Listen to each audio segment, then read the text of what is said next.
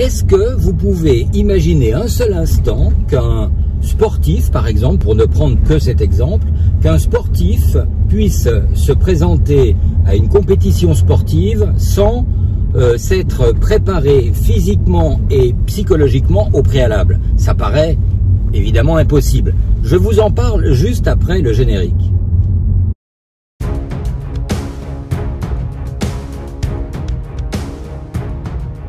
Hier, vous n'avez pas eu de capsule. Hier, il n'y a pas eu de publication ni sur YouTube, ni sur la page Facebook.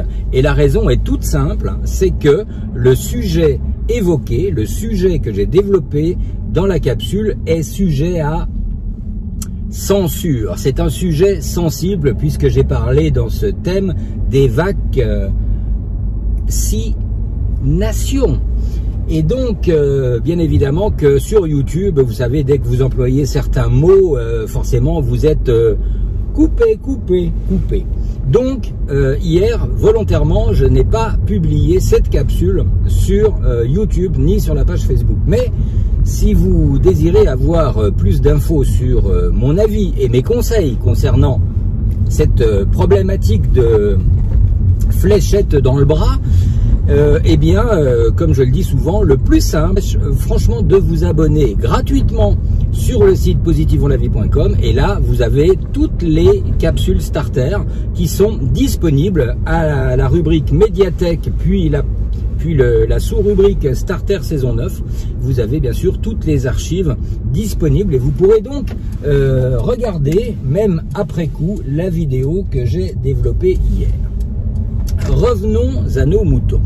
Je vous disais justement en préambule qu'on ne pourrait pas imaginer un sportif qui se présente à une compétition sportive sans s'être préparé au préalable, tant sur le plan physique que sur le plan psychologique.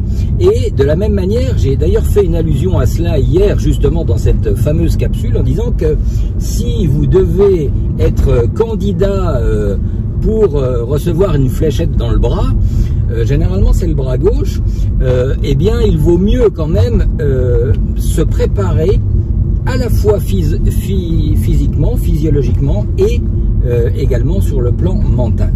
Alors bien évidemment que de la même manière, si vous devez choisir d'aller à cette séance de fléchette, que ce soit d'une manière décidée, consciente, parce que vous n'avez pas le choix, parce que vous devez partir en voyage, parce que vous devez aller à l'autre bout du monde pour des raisons professionnelles, parce que, ou simplement parce que vous avez peur de ces intrus extérieurs qui pourraient vous contaminer et que vous décidez d'aller à ce jeu de fléchettes, bien évidemment qu'il faut quand même que vous soyez préparé psychologiquement, parce que les problématiques et les effets indésirables, ils viennent généralement de là.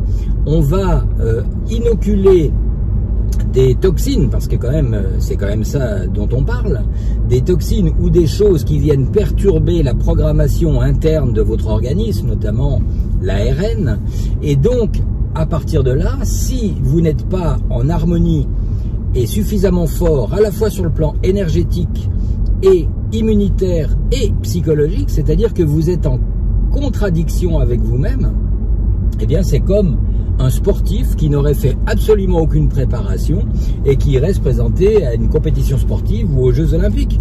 Mais il va pas tenir. Il va faire 50 mètres, il va faire un claquage parce qu'il ne se sera pas échauffé, parce que son organisme n'est pas suffisamment entraîné. Essayez vous-même, sans parler de compétition sportive, alors que vous ne faites jamais de sport, de dire « Ah bah tiens, on va ce week-end avec des amis, on va faire une rando de 4 heures et on va faire un dénivelé de 500 mètres ou plus. » Mais forcément que vous n'allez pas arriver au bout. Et si vous arrivez au bout, vous aurez du mal à redescendre parce que vous êtes complètement exténué. Et donc, aller se faire inoculer un virus, même s'il est atténué, ou aller se faire inoculer des particules qui vont modifier notre bagage génétique, ça va franchement bouleverser votre organisme. Et si votre organisme n'est pas préparé à cela, n'est pas préparé au choc, forcément vous avez grande chance d'avoir des effets secondaires, même s'ils ne sont pas morbides. même si on ne vous retrouve pas à la morgue, mais vous risquez d'avoir une fatigue excessive, vous risquez d'avoir plein d'autres petits problèmes qui sortent quelques semaines plus tard. Et souvent, quand c'est quelques semaines plus tard, bien souvent, on ne fait pas le lien forcément avec la cause qui a enclenché la problématique. Mais il y en a de toute façon. Donc le mieux, c'est effectivement d'être préparé sur le plan physique, et c'est pour ça que je vous ai donné des conseils hier. Encore une fois, réécoutez la capsule d'hier, j'ai donné suffisamment d'éléments, je ne vais pas me répéter encore et encore sur ce sujet, mais il faut vous préparer sur le plan physique, biologique, que votre corps ait les moyens d'avoir, de pouvoir compenser, je ne vais même pas dire se défendre, je vais dire compenser les effets liés à ce jeu de fléchettes. Et sur le plan psychologique, c'est encore bien évidemment plus important, parce que si vous y allez à contre-cœur, parce que vous vous sentez obligé, je veux dire, moi il y a des gens, je connais des gens qui sont complètement contre le fait d'y aller, mais qui y vont parce qu'ils n'ont pas le choix, soit pour des raisons professionnelles, etc. Donc ils y vont, comme on dit, à reculons, et en fait ils ne sont pas dans un état psychologique qui pourrait leur permettre d'intégrer cette chose-là sans problème ou sans complication.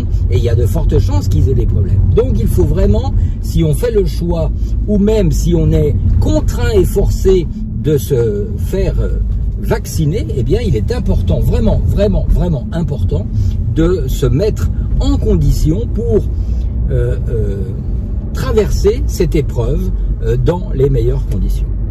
Voilà, donc ça c'était un petit bis, c'était une petite suite, c'était un petit complément d'information par rapport à ce que je vous ai dit hier, mais à mon avis c'est vraiment, vraiment important.